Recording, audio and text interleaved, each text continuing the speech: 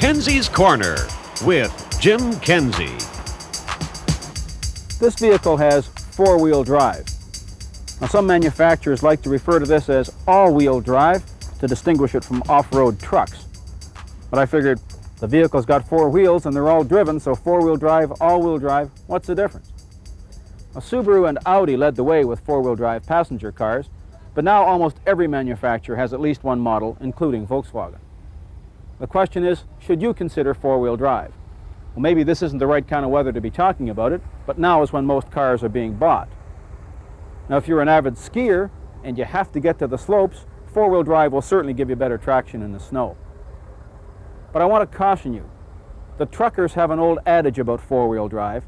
All it does for you is get you stuck deeper, farther from home. In passenger cars, you might rewrite that to say all it does is let you have your accident at a higher speed. The reason? Simple: overconfidence. Four-wheel drive gives you such great straight-ahead acceleration that you may not realize how slippery the road is.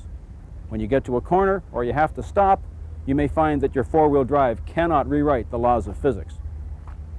Besides, four-wheel drive is more expensive to buy and it's more expensive to maintain.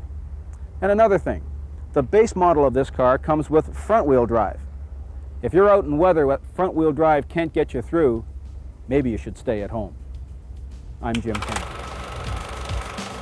So here's the question: where were you 32 years ago? I know some of you weren't even a glint in your father's eye. As for me, well, I was in diapers but found time to get Motoring TV off the ground. And today I like to think we've got one of the best automotive video libraries in the world. If you agree, please give us the thumbs up and also subscribe. We'd really appreciate it.